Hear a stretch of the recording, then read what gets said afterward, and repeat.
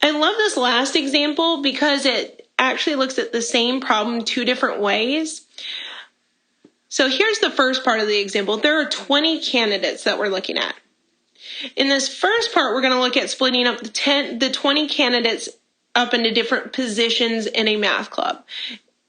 President, vice president, secretary, and treasurer. The question is, does order matter? And, well, does order matter? It does, because whether or not somebody is my secretary or becomes instead, flip it around, maybe my president, it is a big deal. I would much rather have my accountant friend being the treasurer than maybe my president. So it does matter. And plus, they have different roles, different responsibilities. So this is where order does matter, yes. Also, you can't repeat yourself. Once somebody is president, they won't also be vice president or secretary or treasurer. So this means that we can either use fundamental counting principle or permutations. It doesn't matter which. If we do fundamental counting principle, I always think of it more as slots that we're filling. I think of it as president, vice president, secretary, and treasurer. And I think, well, there were 20 people that we were choosing from for the president. Then once we've chosen that, there's still 19 left for our VP. Then there's still 18 left for our secretary, and then 17 to choose from for our treasurer.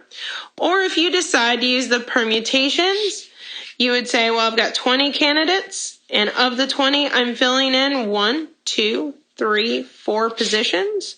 So you do 20 P4, and either way, you should be getting the same answer, which is, let's see, either way, you should get 116,280.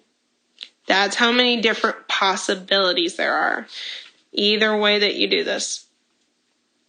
However, looking at those same candidates, Part B asks us to just form a committee.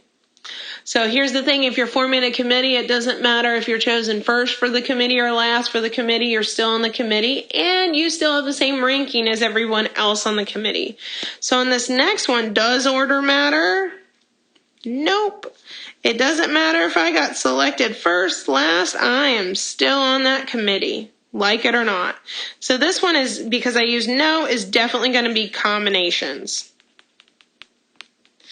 So how many again am I choosing from total? Just like before, I'm still choosing from 20.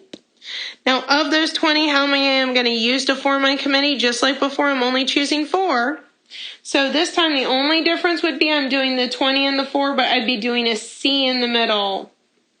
But it dramatically changes my number. It gets me that there are 4,848 different ways to form a committee with just 4 members. And the reason why it went down so much is because order doesn't matter. But this gives you a good idea of kind of how to approach these. When they are jumbled up on a test or in the homework, you need to start out with the first question. Does order matter? And if I were to kind of create you a flow chart, I'd start out with, okay, your first question that you asked for any of these was, does order matter? If the answer is no, then you are stuck. You are using combinations. And you're doing the total first, your C, and then how many you're choosing. However, if you say that order does matter, then you have kind of a little bit of a different breakdown. Then your question would be is, can you repeat? If yes, if you can repeat, that's your second question, yes, then you are stuck using fundamental counting principle or rule. No other options. However, if you say you cannot repeat, then you can use either fundamental counting principle or you can use your permutations where you have your total out in front and how many you're choosing at the end. And that is what I'd say is a pretty good summary of how to approach these problems.